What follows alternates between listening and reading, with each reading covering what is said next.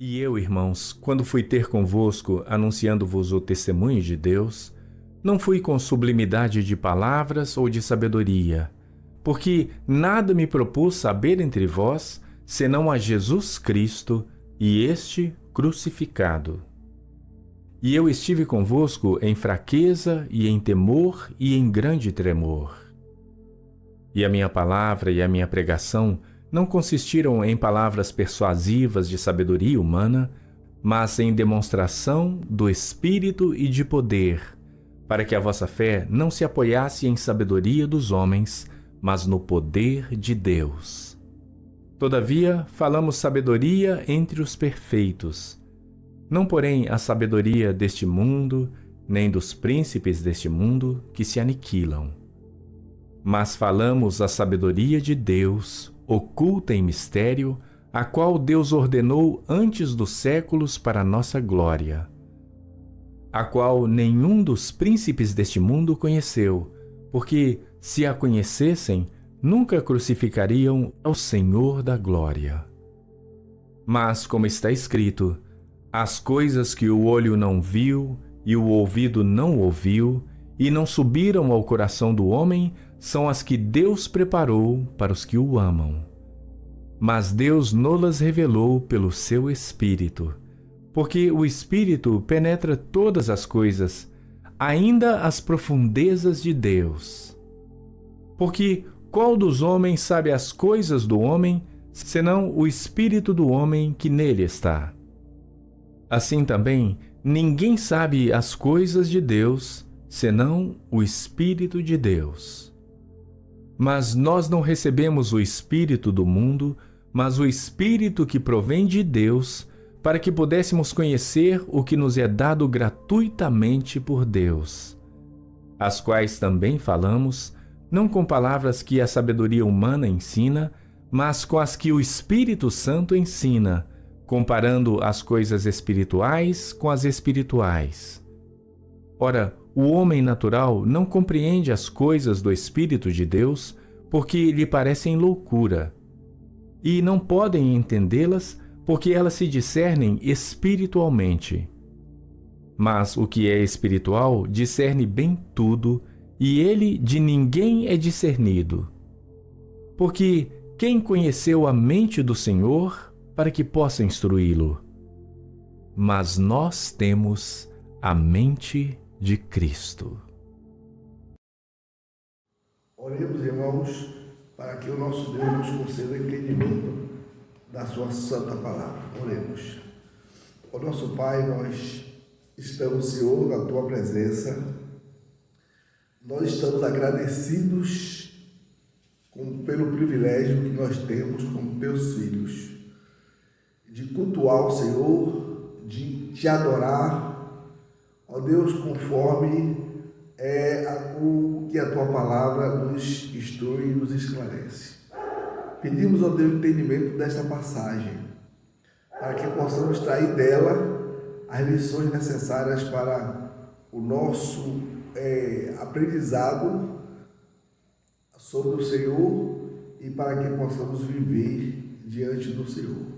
Nós te oramos no nome bendito do Senhor Jesus. Amém. Amém. Irmãos,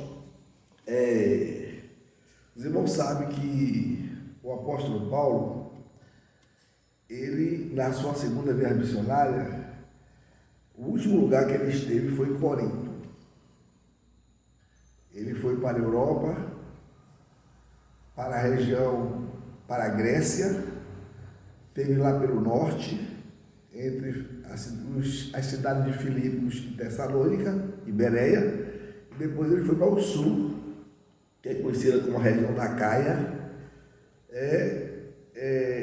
que abrange as cidades de Atenas e Corinto. Corinto foi o último lugar. Só que, antes de chegar a Corinto, ele chegou a Atenas. E quando chegou a Atenas, os irmãos sabem que Paulo se defrontou com um público diferente dos outros públicos que ele tinha se defrontado.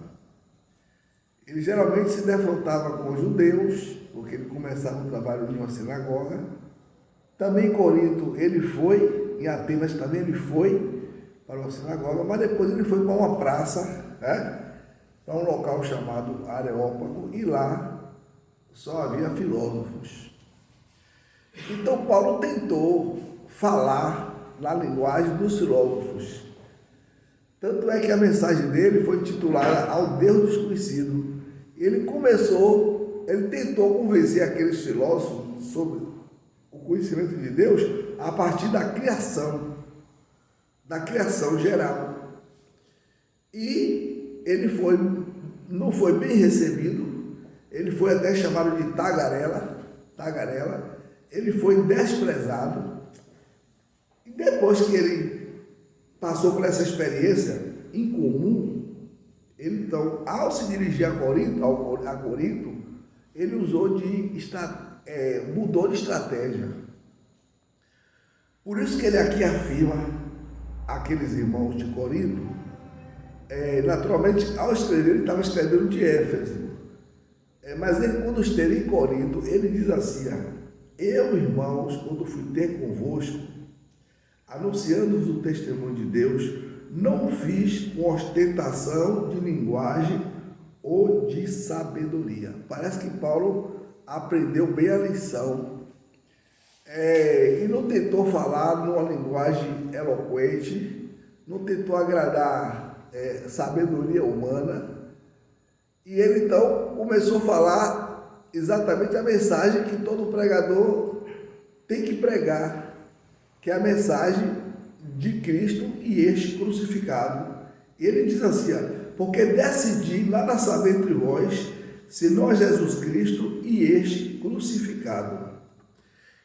E porque Paulo entendeu que para que o pecador venha se converter, venha ser salvo, ele só precisa pregar o Evangelho tal qual o Evangelho é, e deixar a responsabilidade da salvação, da conversão, com Deus, porque só Deus é quem pode efetuar a conversão em um coração humano.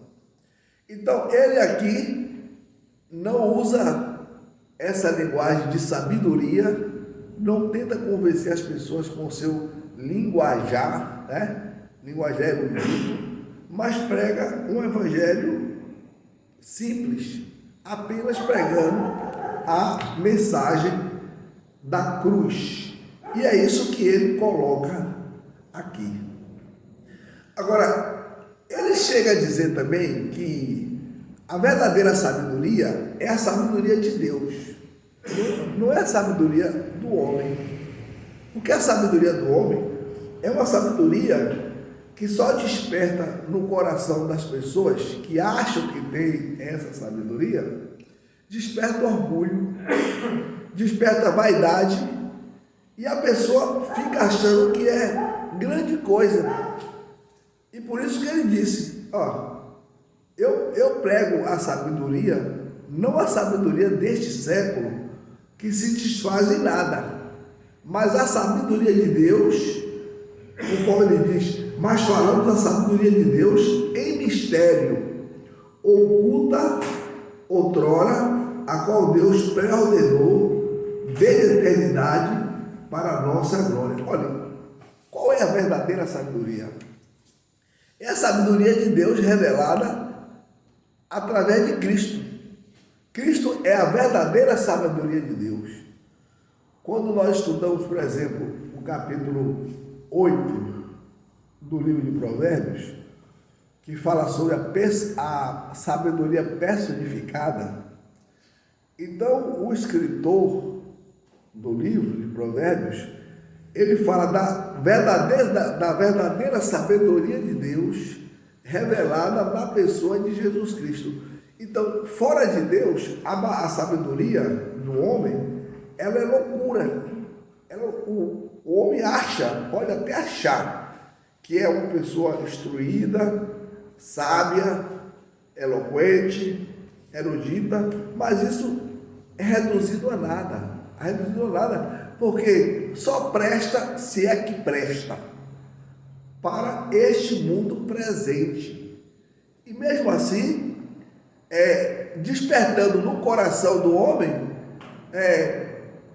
aquelas não virtudes propriamente dita, mas despertando no coração do homem aquele orgulho que faz com que ele ache que é superior aos outros.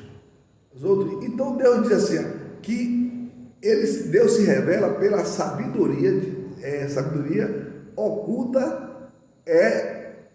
em mistério, e esse mistério é a pessoa de Jesus Cristo. Então foi isso que Paulo levou para os coríntios, para os irmãos daquela igreja, pregando o verdadeiro conhecimento de Deus revelado através de Jesus Cristo.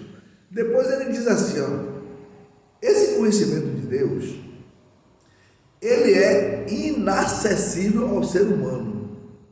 O ser humano não conhece a verdadeira sabedoria de Deus, que é Jesus. Se o homem vier conhecer esse Jesus, que é a sabedoria de Deus, essa sabedoria terá que ser revelada a ele pelo próprio Deus. Senão ele nunca terá esse conhecimento de Deus. Ele chega a dizer assim, que o homem, ele é capaz, através do seu espírito, de conhecer as coisas desta vida, mas nunca é capaz de conhecer as coisas de Deus, que só pode ser revelada por Deus, conforme o versículo 10. Mas Deus nula revelou pelo Espírito, porque o Espírito a todas as coisas prescruta, até mesmo as profundezas de Deus. Mas conhecer Deus, para se conhecer Deus, esse conhecimento ele tem que vir do próprio Deus. Olha, não sei se os irmãos se lembram, estão lembrados que pela manhã, no capítulo 1, no versículo 18, Paulo disse que a pregação da cruz é loucura para os que se perdem. Ou seja, as pessoas ímpias, as pessoas que não conhecem a Deus, elas consideram a mensagem da cruz, a mensagem do Evangelho, uma coisa louca. Ela não encontra racionalidade na mensagem. O pensamento deles é exatamente que essa mensagem é coisa assim, que está como se a pessoa estivesse delirando, porque as realidades do céu não são para essas pessoas claras. As realidades do céu só são claras para aquelas pessoas que pertencem a Deus. E Paulo aqui, ele define o homem comum, que ele chama de homem natural, como uma pessoa incapaz de conhecer a Deus e ter conhecimento desse Deus. Os irmãos notem que o versículo 14, olha como é semelhante ao versículo 18 do primeiro capítulo. O versículo 14 do capítulo 2 é quase semelhante ao versículo 18 do capítulo 1, porque lá ele está dizendo, lá no capítulo 1, versículo 18, Paulo está afirmando que a mensagem, a pregação da cruz é loucura para os que se perdem. Aqui ele está falando das próprias pessoas que se perdem, quando ele diz assim, ora, o homem natural, quem é o homem natural? O homem natural é aquele homem que ainda não conheceu a salvação. É aquele homem que não foi salvo pelo poder de Deus, que não foi regenerado, que não nasceu de novo. O homem natural é toda pessoa que não nasceu de novo. Então, como é que esse homem natural recebe a mensagem, a sabedoria de Deus? O texto diz assim, o homem natural não aceita as coisas do Espírito de Deus. A primeira afirmação é que esse homem natural, ele não aceita porque ele não compreende, ele não pode compreender. Aí o texto está cheio de dizer assim, não aceita as coisas de Deus porque eles são loucura. Então, irmãos, é fácil deduzir tirar um raciocínio lógico desse versículo. Toda pessoa que não é salva, ela é considerada uma pessoa natural. Logo, sendo natural, nunca vai aceitar as coisas de Deus. Quando fala as coisas de Deus aqui, está falando mais das coisas espirituais. Não são daquelas coisas naturais ou do cotidiano, da história. Por exemplo, você pega uma pessoa que ainda não é salva, dá uma Bíblia a ela. Ela é capaz de compreender? Mas o que é que ela é capaz de compreender? Ela é capaz de compreender a história. A história que os fatos ocorridos, ela é capaz de compreender. Mas quando ela entra no campo do espiritual, no campo das coisas do reino de Deus, essas coisas elas não podem compreender. Não dá para elas entenderem. Não penetra no coração, não penetra na mente. Porque essas coisas só podem ser discernidas ou compreendidas espiritualmente. E que, quando fala espiritualmente, quer dizer o seguinte, que só Deus pode dar o conhecimento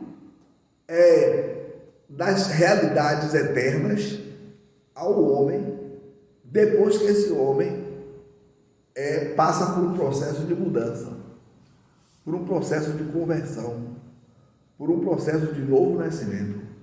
Não foi assim que Jesus conversou com Nicodemos? Você lembra do diálogo de Jesus com Nicodemos? Nicodemos, que era um mestre mesmo, doutor da lei, um mestre da escola rabínica lá em Israel. E esse homem ficou curioso quando ouviu falar de Jesus. Então ele desejou ter um encontro pessoal, conversar com Jesus. Porque ele ouvia falar das obras que Cristo realizava e ele não podia negar. E ele sabia que ninguém, nenhum ser humano, nenhum mortal podia fazer o que Jesus fazia. Por exemplo, ele sabia que Jesus curava cegos de nascença? Sabia. E ele sabe que nenhum ser humano é capaz de fazer isso. Ele sabia que Jesus curava aleijados, pessoas de mão ressequida. Então, quem é esse homem? Quem é essa pessoa? Isso despertou nele uma curiosidade. Eu quero conhecer esse homem. E naturalmente ele se esforçou, naturalmente marcou um encontro e Jesus recebeu. É claro que ao marcar encontro com Jesus, ele marcou pela noite, porque o texto diz que ele foi procurar Jesus pela noite. Por que pela noite? Por que não foi pelo dia?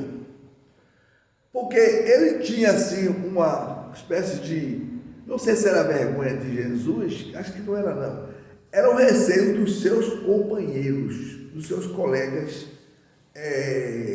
de seita, de religião. Ele era um fariseu. Então ele temia que os colegas dele dissessem assim: você se rebaixou, foi conversar com esse homem, você é um fariseu, você foi ter um encontro com ele. Esse era o temor dele, por isso que ele foi pela noite, porque ali não estava na presença, à vista do público. Mas ele foi, o importante é que ele foi. E Jesus recebeu mesmo assim. Mas quando ele começou ele se encontrou com Jesus, o diálogo dele começou assim. Ele disse assim: Mestre, sabemos que és vindo de Deus e que ninguém pode fazer estes sinais que fazes. Quais sinais? Quais sinais? As curas, a ressurreição, não sei se já tinha ocorrido a ressurreição de Lázaro, e esses sinais não podiam ser negados. Então ele até reconheceu que Jesus tinha vindo de Deus. Ora, Jesus não perdeu tempo tentando convencê-lo, não.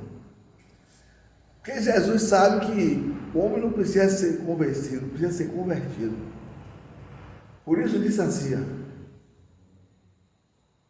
aquele que não nascer de novo no reino, não pode entrar no reino de Deus.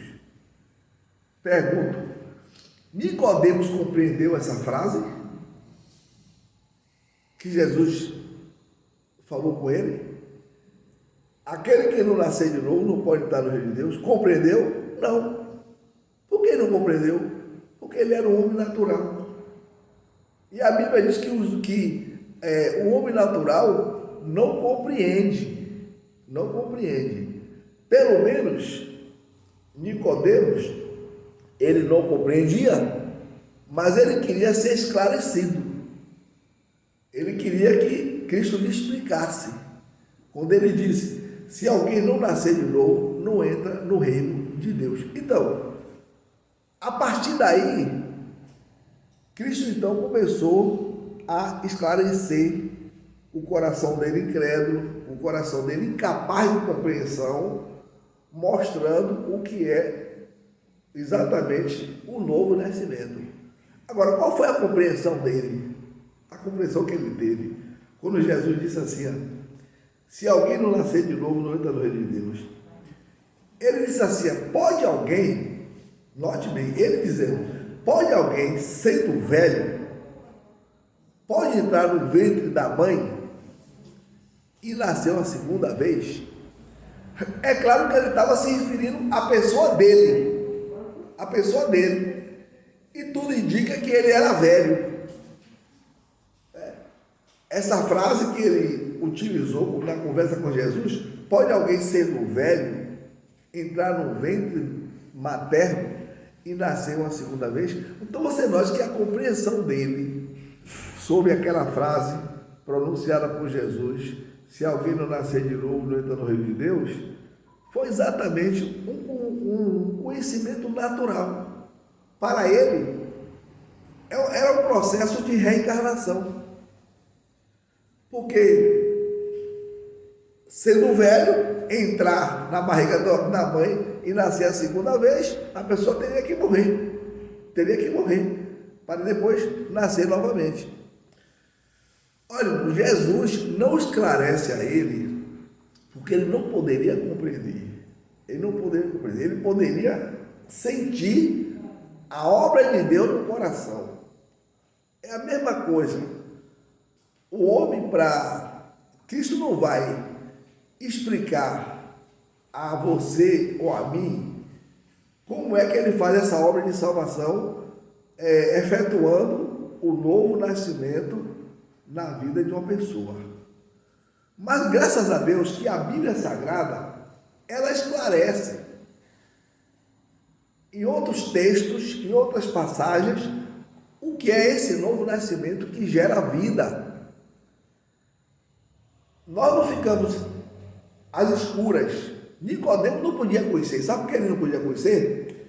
Porque na época dele não existia Paulo, não existia as cartas de Paulo, então ele não poderia compreender mesmo.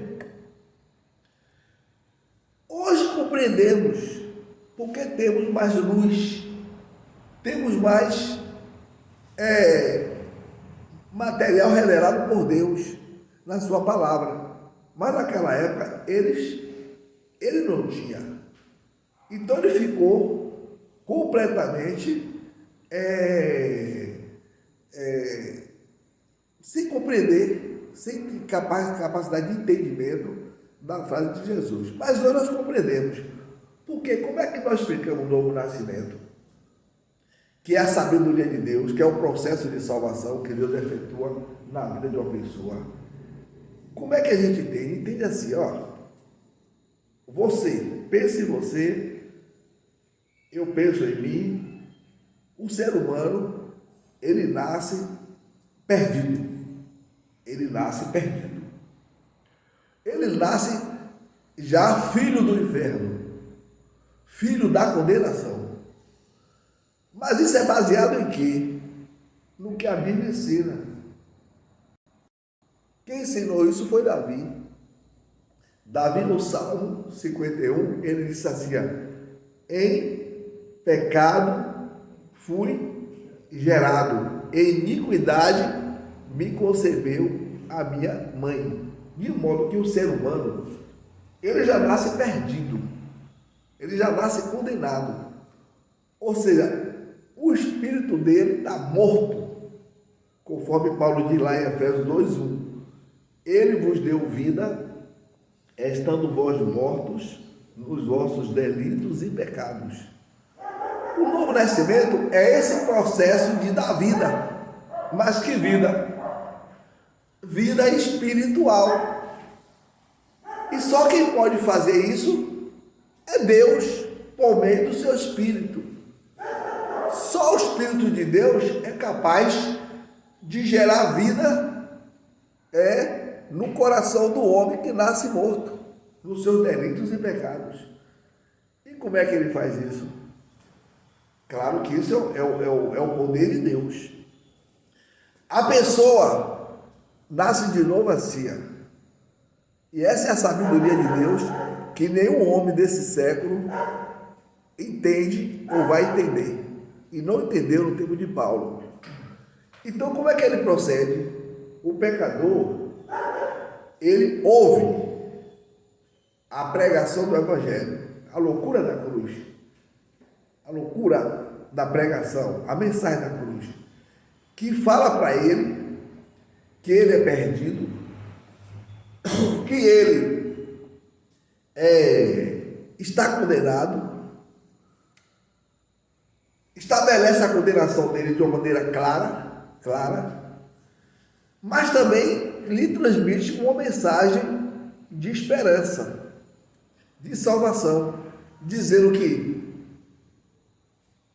que através dessa pregação, dessa palavra pregada, a pessoa que ao ouvir essa mensagem e quando ela crê nessa mensagem, então Deus gera a vida no seu espírito, gera a vida no seu espírito morto.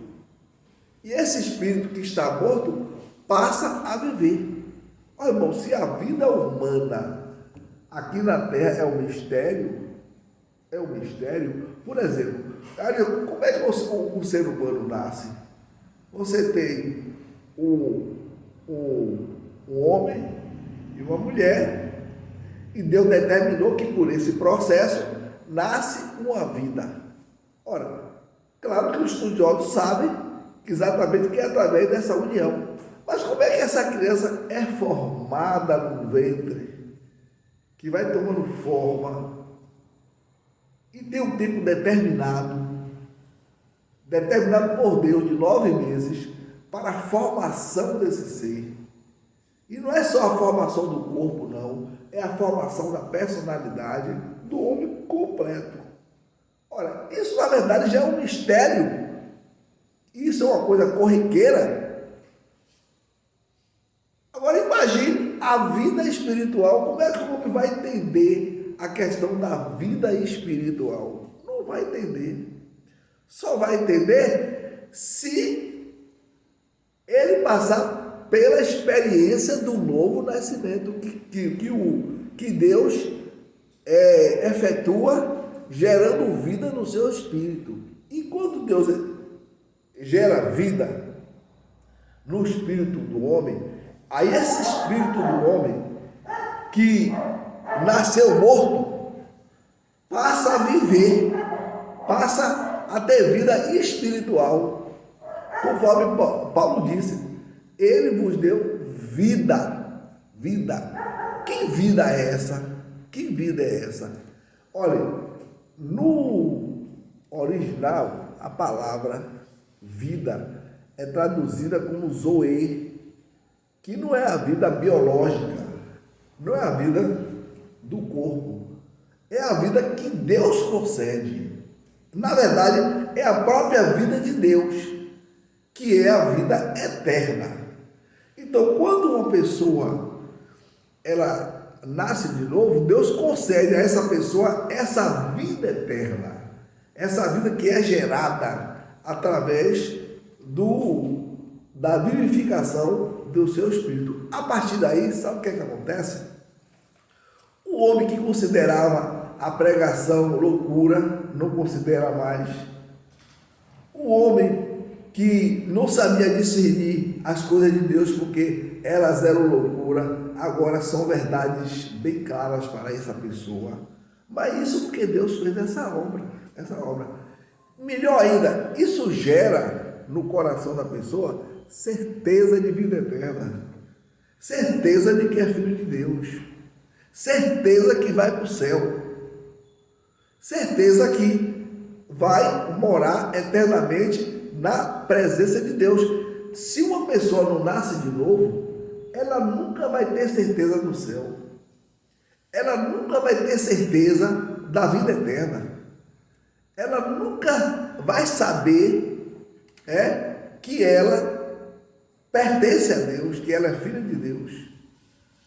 Então, é isso que Paulo fala aqui com a transformação da pessoa de homem natural para homem espiritual. E ele diz assim, que o homem espiritual, ele discerne tudo, mas ele não é discernido por ninguém. O que é discerne tudo? Eu vou mostrar uma coisa para você. Você discerne as coisas de Deus, mas a pessoa que não é salva, que não nasceu de novo, não sabe discernir não, nem penetra, quanto mais discernir. Se você chegar para uma pessoa que não é salva e dizer assim, o que é que você acha que vai acontecer se você chegar assim para uma pessoa? Olha, eu confiei em Jesus, ele me deu vida eterna e eu vou para o céu. O que é que você acha? Qual será a reação dessa pessoa? Você acha que ela vai crer? Você acha que ela vai achar que está dizendo a verdade? Eu tentei dizer isso para alguns colegas. Sabe o que eles disseram? Você é um grande metido da besta. Você é um grande metido da besta. Quer dizer que você vai para o céu? Vai para o céu? Que céu, rapaz? Porque essas coisas são impenetráveis, irmãos, são impenetráveis. Eles não podem conhecer. Só daquelas pessoas que Deus efetuou essa mudança, é que ela realmente conhece. Fora disso, ela jamais vai conhecer. Ainda tem outra coisa interessante que Paulo fala aqui no seu texto. Dizendo assim, pois quem conheceu a mente do Senhor para que possa instruir? Aí ele faz aquela afirmação, é a última parte do versículo, diz assim, nós, porém, temos a mente de Cristo. Irmão, sabe o que é ter a mente de Cristo? Sabe o que é ter a mente de Cristo? Repare bem. Qual é a mente de Cristo? É a natureza divina. É a natureza divina que Pedro fala, dizendo que nós fomos participantes da natureza divina. Quando fala natureza divina, é da natureza de Deus.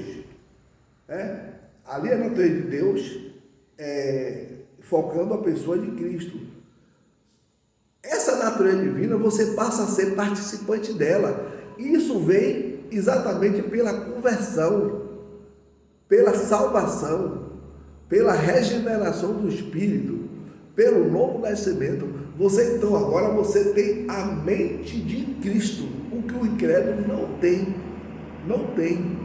mas você agora tem. E é por isso que você compreende as coisas de Deus.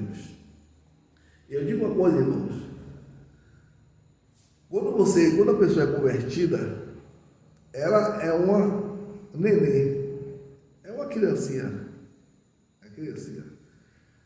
Mas é uma criancinha salva, porque passou pelo processo do novo nascimento.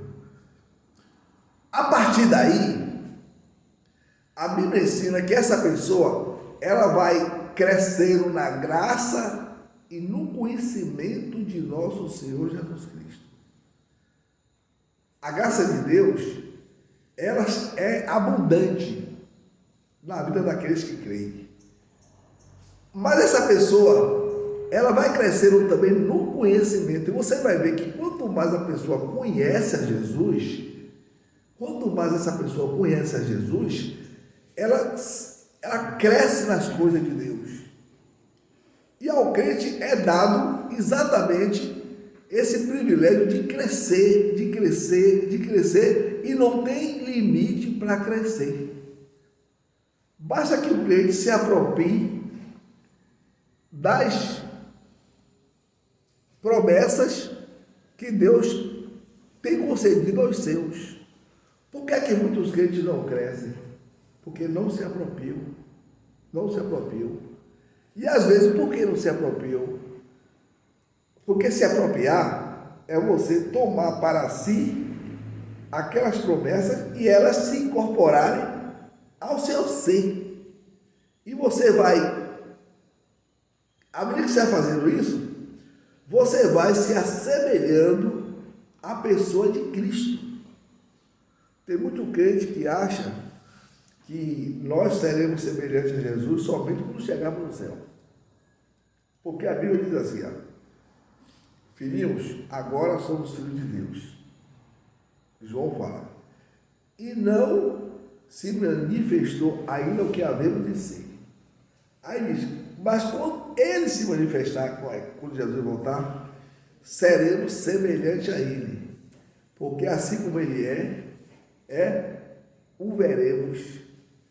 Então o crente tem aquela ideia que se ele só vai ser semelhante a Cristo quando Cristo voltar.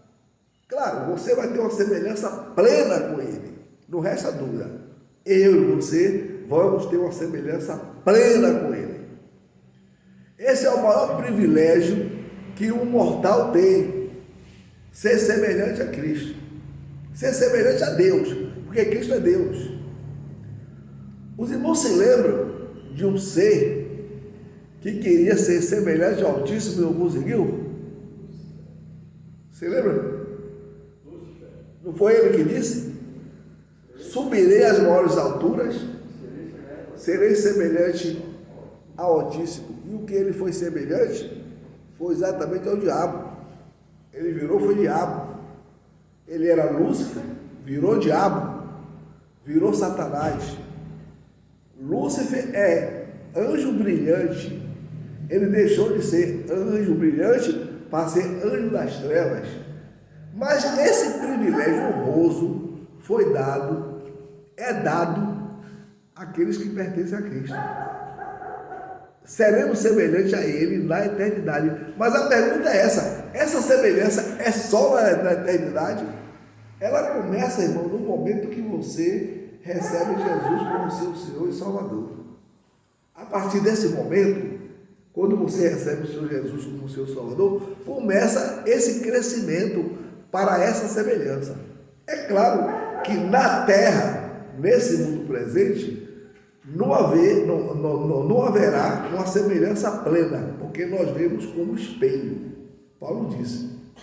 Mas um dia veremos como ele é. Mas o crente tem que crescer na graça e no conhecimento de Jesus Cristo. E eu não tenho outra maneira, o crente não tem outra maneira de crescer na graça, de imitar Jesus, de crescer nessa graça sem imitar a pessoa de Jesus. É por isso que o crente precisa se debruçar na palavra de Deus, se debruçar em conhecer Jesus. E não é difícil conhecer Jesus, não. Você pega o Evangelho, os 4 Evangelhos, que descrevem a vida dele e as obras dele. Aí você vai ler de uma maneira assim, com aquele olho clínico, procurar saber como foi que Jesus agiu, como ele reagiu diante de circunstâncias difíceis, como ele tratou situações complexas e como ele agia. Aí o crente se esforça, claro, quando eu digo me esforço, se esforça, não é no sentido que você vai ter capacidade de agir como Jesus, mas ele vai lhe proporcionar essa capacidade, ele vai lhe dar essa capacidade, ele vai tornar você semelhante a ele, já é nessa vida, até que você chegue na presença de Deus, quando a sua semelhança com ele será plena. Tá? Conversar, pastor, estava olhando o pastor Leonas, não é maravilhoso, irmãos? Aqui a gente vê a nossa vida sendo limitada. A idade nos limita. O tempo vai passando. Você vai ver, vai sentir o seu corpo cambaleando, ficando completamente enfraquecido. E aqui, né? E aqui é assim mesmo. Quanto mais o tempo vai passando, é assim mesmo. Eu tenho 68 anos, mais 10 anos, não sei se Deus vai me dar. Não sei se Deus vai me dar. Se ele me der, tudo bem. Se não me der também, tudo bem. Eu vou para 78 anos. Eu desço essa escada? Se eu descer, eu vou me arrebentar. Mas há 10 anos você ainda desce. Mas daqui a 25 você vai estar igual a mim. Então, repare que coisa maravilhosa. O homem sabe que está indo para o fim. Para o término da sua vida. Eu pergunto, aquelas pessoas que não confiam em Cristo, não têm certeza de salvação, não espera nada mais, nada menos, sabe do quê? Um buraco que vai enterrar e receber seu corpo. Ele nem pensa que ele pensa em uma vida depois dessa.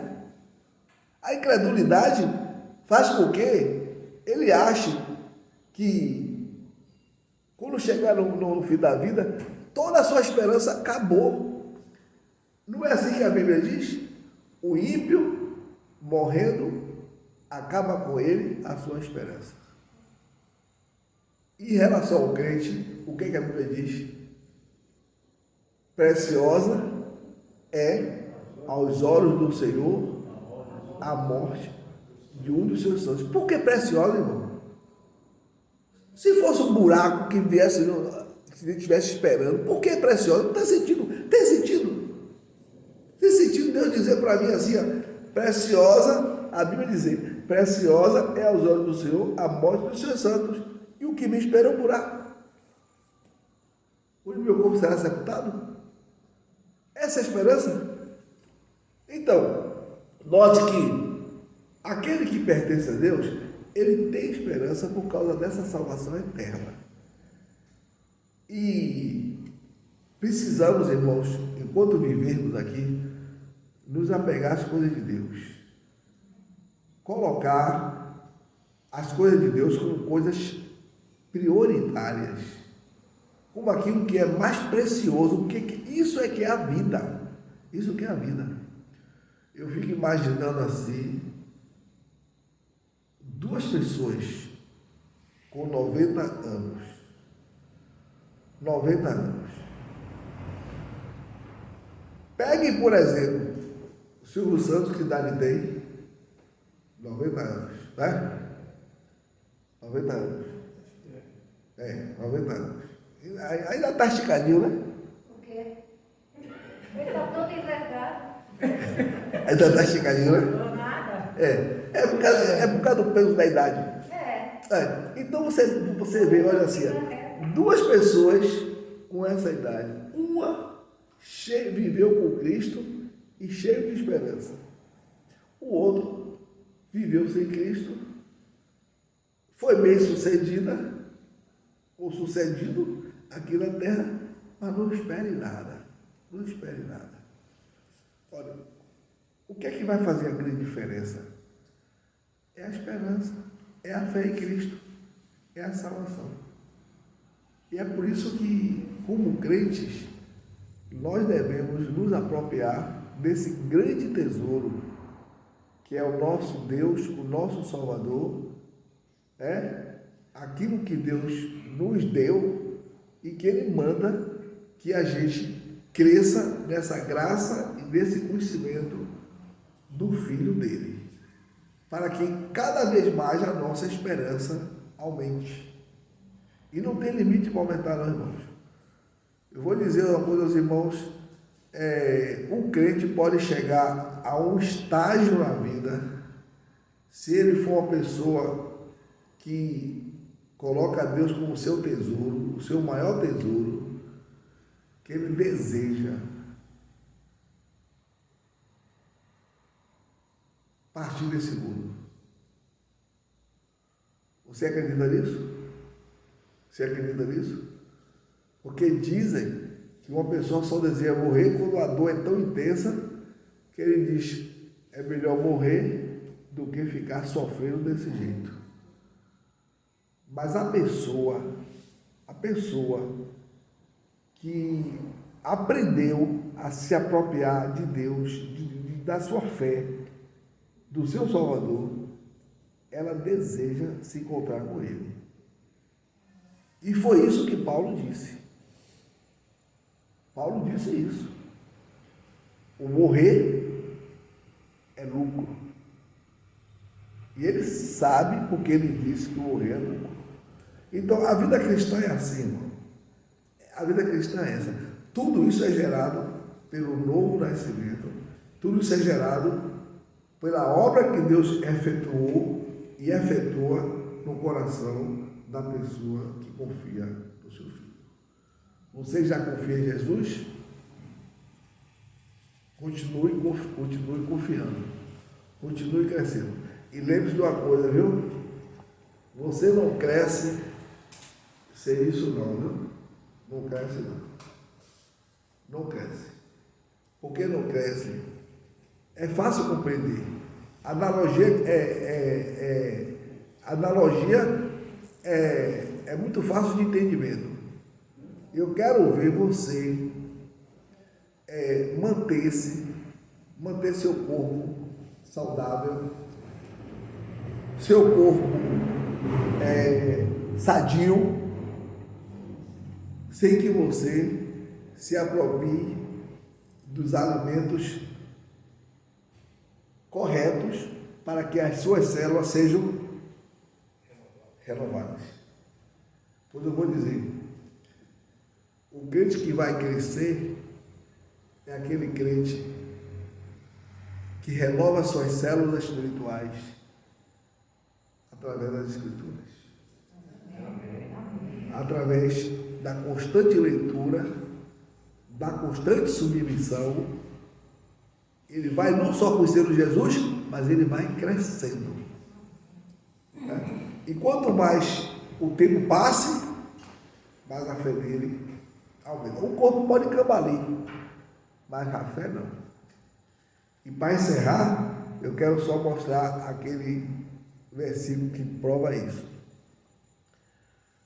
Ainda que o nosso homem exterior se corrompa, o nosso homem interior se renova dia a dia. O que é o homem exterior se corromper? O que é? É a carcaça. É a carcaça. O que é o homem interior se renovar dia a dia? É o homem que Deus gerou pelo novo nascimento. Esse é que tem valor. Claro, não estou dizendo assim que você não cuide do seu homem exterior também, né? Cuide, mas cuide mais do seu homem interior. Então, que nosso Deus nos abençoe, nos ajude a compreender essas verdades e que nós possamos cada vez mais nos apropriar da nossa salvação que Deus nos deu gratuitamente.